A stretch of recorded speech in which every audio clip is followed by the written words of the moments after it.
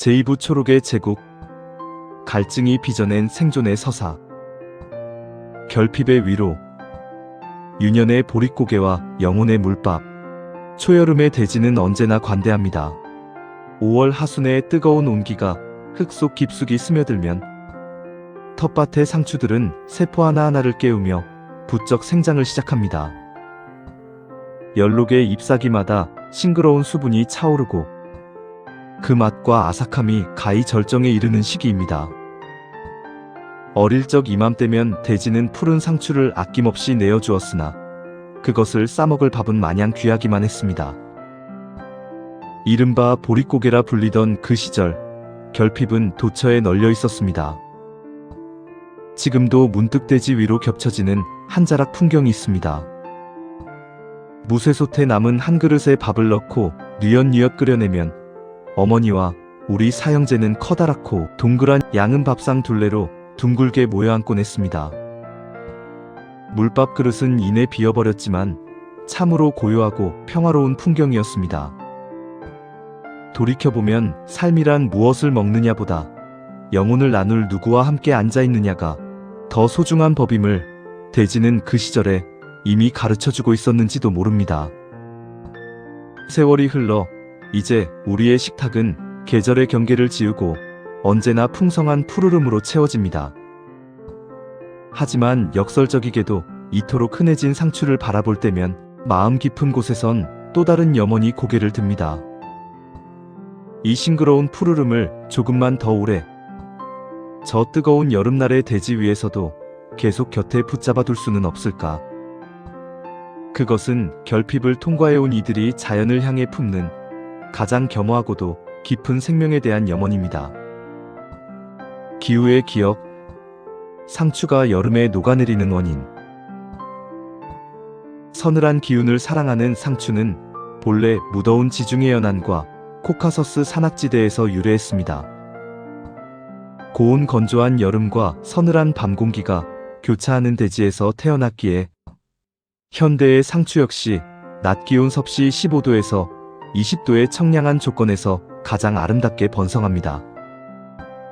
그렇기에 대지의 본격적인 열기와 습기가 쌓이는 한국의 한여름이 오면 상추는 생리적 한계에 부딪힙니다. 종족을 보존하기 위해 서둘러 꽃대를 밀어올리는 추대 현상이 일어나고 고온다습한 장마철에는 잎이 힘없이 물러지며 푸른생을 마감하려 들지요. 많은 이들이 애써 길러낸 상추를 정작 여름의 초입에서 허망하게 잃고 마는 이유가 바로 이 원산지의 기후적 기억 때문입니다. 이러한 자연의 순리를 인간의 욕심으로 거스를 수는 없습니다. 하지만 대지의 미기후를 지혜롭게 다스리고 생태계의 상생관계와 작물의 생리적 특성을 깊이 이해한다면 우리는 외부의 화학적 자재나 인위적인 구조물 없이도 이 봄상추의 생명을 한여름의 문턱 너머까지 건강하게 연장할 수 있습니다. 겉모습의 화려함보다 토양과 작물의 호흡, 그리고 순환과 식물 간의 연대에 집중하는 실천적 지혜를 통해 봄상추를 가장 오랫동안 풍성하게 누릴 수 있는 본질적인 관리 비법을 가로리 1959의 절제된 언어로 전합니다. 환대의 격식. 정식 사흘 전 지혈을 시키는 법. 앞선 일부 이야기에서 우리는 대지 아래 잠든 거대한 생태기지 휴겔컬처의 설계를 마쳤습니다. 이제 그 단단한 토대 위에 연두색 전사들을 맞이할 시간입니다. 퍼머컬처의 치밀한 설계와 휴겔컬처의 끈질긴 생명력이 어떻게 이 척박한 열기를 이겨내는지 가로림 1959가 기록하는 그 상추 정식의 서사를 계속합니다. 초보 농부들에게 호미보다 중요한 것은 대지의 온도를 읽는 마음입니다. 저는 정식 사흘 전부터 멀칭 작업을 이행합니다. 볏짚과 우드칩으로 흙의 맨살을 10에서 15cm 이상 두껍게 덮어주어 외부의 침입을 막아낼 1차적인 방어막을 완성하고 섭씨 40에서 50도까지 치솟는 지열로부터 미생물 및 뿌리를 보호합니다. 흙을 절대 나체로 두지 않는 것은 가로리 1959의 철칙입니다. 정식 직전 두둑에 충분한 관수를 하여 땅속 깊은 곳에 열기를 밀어내고 냉기를 불러오는 작업은 먼 길 온 귀한 손님을 위해 방 안의 온도를 맞추고 정갈한 침상을 펴는 주인장의 지극한 환대와 같습니다. 이때 흙의 모세관 현상을 자극하여 땅속 깊은 곳의 냉기가 위로 올라오게 유도하는 것이 기술의 핵심입니다. 생명은 이 차가운 배려 속에서 비로소 안심하고 뿌리를 내립니다. 많은 이들이 상추를 그저 심어두기만 하면 알아서 자라는 쉬운 작물로 여깁니다. 그러나 상추는 채워짐과 비워짐의 균형을 엄격하게 요구하는 작물입니다. 밭에 자주 가지 못하거나 아깝다는 이유로 혹은 자주 돌보지 못했다는 핑계로 수확을 미뤄 상추 포기가 밀림처럼 무성해지는 순간 그것은 작물을 풍성하게 기른 후 스스로 죽음으로 내모는 가장 치명적인 악수가 됩니다. 비움의 미학, 물음병을 예방하는 주기적 수확. 잎사귀들이 서로를 빽빽하게 가로막으면 포기 내부로 흐르는 바람의 길이 완전히 차단되며 환기가 될 수 있는 통로가 막혀버립니다. 이로 인해 아래쪽 잎들은 광합성의 기회를 잃고 약해지며 흙에서 올라오는 습기가 정체되어 내부 온습도가 과도하게 상승하는 생태적 위기에 직면하게 됩니다. 결과적으로 조직의 면역력이 붕괴되며 물음병을 비롯한 상추 고유의 병해가 발생하여 초록의 생명이 흐물흐물하게 물러지게 됩니다. 상추를 오래도록 따먹는 가장 첫 번째 규칙은 자주, 그리고 과감하게 수확하는 것입니다. 포기마다 바람이 내려앉고 빛이 발치까지 스며들 수 있는 최소한의 공극을 항상 유지하여 공기가 통하도록 관리해 주셔야 합니다. 바람과 빛이 통할 수 있도록 상시적으로 수확해주는 비움의 미학이야말로 깨끗함을 유지하고 청결함과 건강함을 지키는 대지의 첫 번째 지혜이자 기본입니다. 한계의 극복. 봄 상추를 장마철 7월까지 연장하는 비책. 보통의 관행 노지에서 봄 상추의 수명은 대개 6월 중하순을 넘기지 못합니다. 들이닥치는 장마의 과습과 대지를 달구는 폭염은 상추를 속절없이 녹여내리고 낮의 길이가 길어지는 장일의 조건은 종족 번식을 향한 생존의 위협이 되어 꽃대를 장대처럼 밀어올리는 원인이 되기 때문입니다. 그리하여 초보 농부들의 봄 상추 잔치는 늘 초여름의 문턱에서 허망하게 종막을 고하곤 합니다. 그러나 가로리 1959의 대지 위에서는 이 잔혹한 계절의 한계가 무력화됩니다. 우리는 대지의 미기후를 다스림으로써 봄상추의 푸른 생애를 장마의 한복판인 7월의 심장부까지 당당하게 연장해냅니다. 여기에는 이성적 과학이 빚어낸 세 가지 생태적 비책이 숨어 있으며 그 깊고 은밀한 작동 원리는 다가올 대단원의 서사 속에서 한 겹씩 그 실체를 드러낼 것입니다. 단련과 저항, 첫서리를 견디며 깊어지는 가을의 단맛. 가을 상추는 대기의 기온이 매일 조금씩 낮아지는 하강의 시기를 통과합니다. 이는 상추가 본래 생리적으로 가장 갈망하던 서늘한 기후, 즉 섭씨 15도에서 20도의 안온한 품과 완벽하게 맞물리는 축복의 시간입니다. 모든 생명이 소멸을 준비하는 계절에 상추는 비로소 제 세상을 만난 듯 경이로운 생의 정점을 향해 달리기 시작합니다. 먼저 봄 상추를 위협하던 장일 조건은 가을이 깊어갈수록 낮이 짧아지는 단일의 평화로 전환됩니다. 기온이 내려가고 볕이 부드러워지니 상추는 종족을 번식해야 한다는 생존의 위협을 내려놓습니다. 꽃대의 타이머가 완전히 멈춰 서는 것입니다. 식물은 조급함을 버리고 오롯이 자신의 잎사귀를 두텁고 풍성하게 살찌우는 데에만 모든 에너지를 집중합니다. 갈망과 단련이 빚어낸 설이 저항성 때문입니다. 상추는 본디 저온의 서늘함을 견뎌낼 수 있는 강인한 성정을 지녔습니다. 특히 성장의 길목마다 가로리 1959의 순환형 비책인 천연 달걀 껍질 칼슘제를 수혈받은 상추들은 세포와 세포 사이가 대리석처럼 치밀하게 결속됩니다. 영하의 한기가 대지를 엄습하고 가을 서리가 온 밭을 하얗게 뒤덮을 때 이 단단한 세포벽은 기적을 행합니다. 식물 스스로 체내의 당도를 극한으로 끌어올려 삼투압을 높임으로써 세포의 결빙을 스스로 막아내는 것입니다.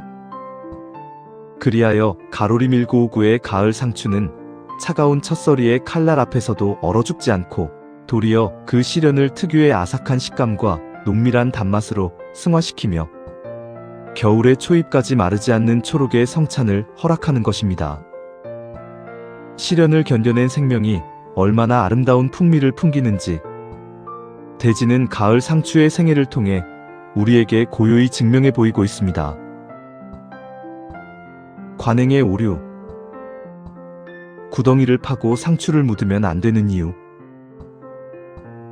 여기서 앞선 설계도의 끝자락에서 여러분과 나누었던 엄숙한 약속, 그 이성적인 설계도를 펼쳐보일 차례입니다.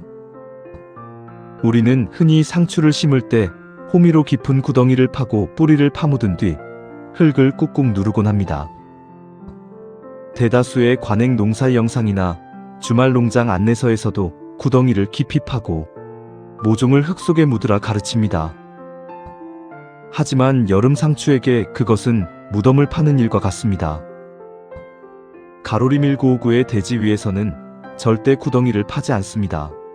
상추의 뿌리는 가늘고 연약하여 산소 공급이 차단되면 즉시 질식하는 천근성 식물입니다.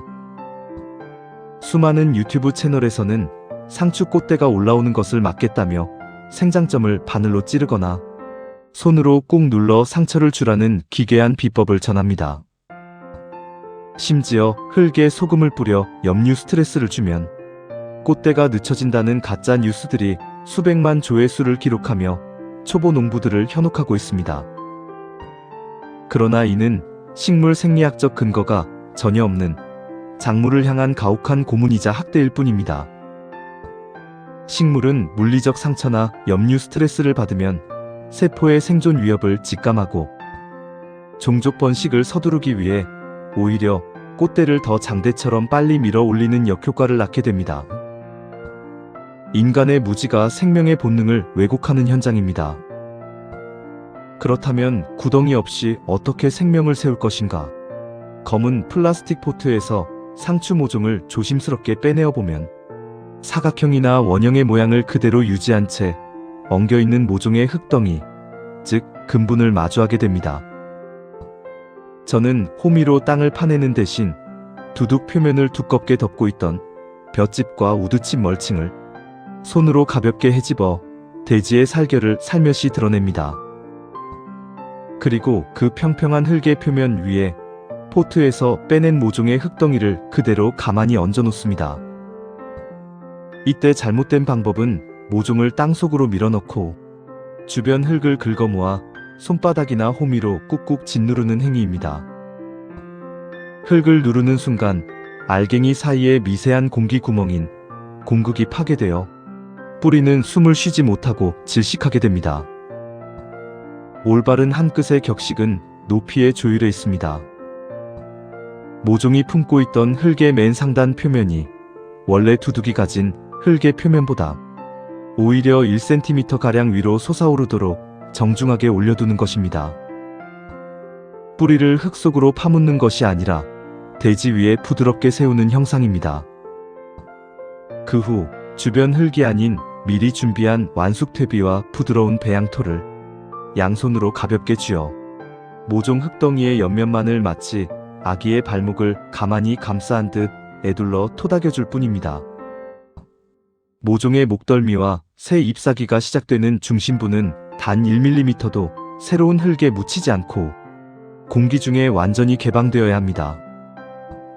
이렇게 심겨진 상추는 상단부에 열린 공간을 통해 사방으로 막힘없이 즉각적인 산소를 호흡하고 뿌리는 인위적인 압박 없이 스스로의 힘을 믿고 휴겔컬처의 촘촘한 수직 도시 속으로 미끄러지듯 깊숙이 침투해 들어갑니다.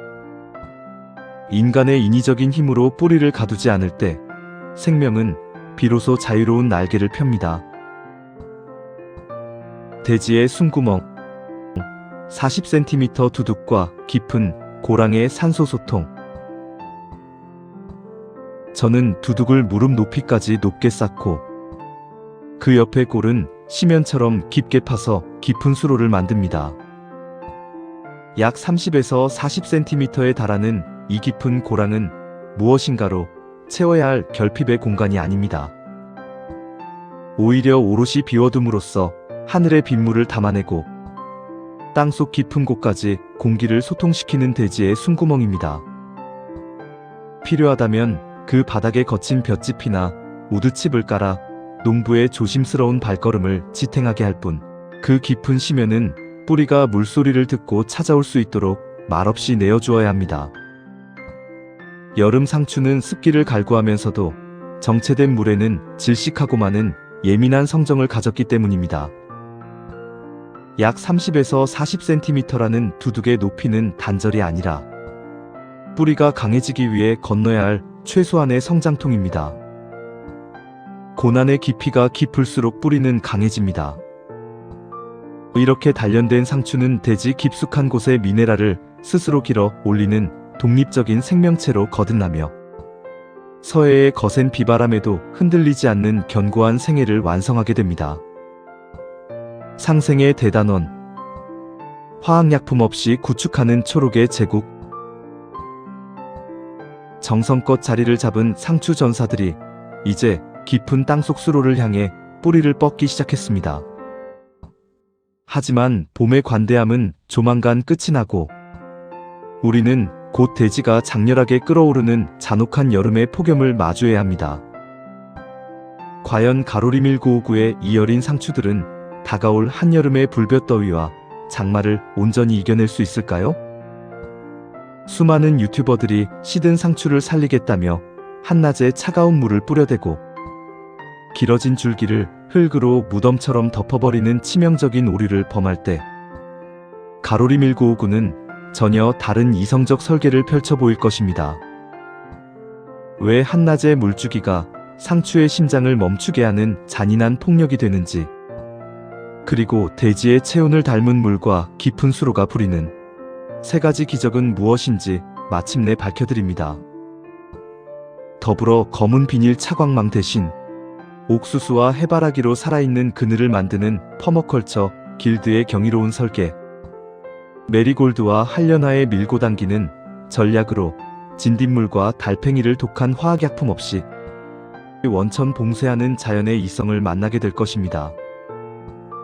일상에서 버려지는 자원으로 상추의 세포벽을 대리석처럼 단단하게 빚어낼 천연 달걀 껍질, 칼슘제의 비책과 동의보감이 와체라 찬탄했던 상추의 우윳빛 진액 기품은 영혼을 다독이는 천연 자장가의 약효까지, 이 모든 연대가 어떠한 초록의 제국을 이루어내는지, 봄의 심은 상추의 생애를 한여름 너머까지 연장하고 다시 가을 상추의 순환으로 이어져 첫서리가 내릴 때까지 마르지 않는 성찬을 누리는 그 무한 증식의 대단원이 이어지는 3부에서 시작됩니다. 차가운 이성과 뜨거운 감성이 교차하는 가로리 1959의 마지막 비밀. 제3부 초록의 제국, 상생과 순환의 대단원에서 그 뜨거운 실체를 함께 확인해 주시기 바랍니다. 지금까지 가로리 1959에서 전해드린 자연농법의 지혜였습니다. 감사합니다.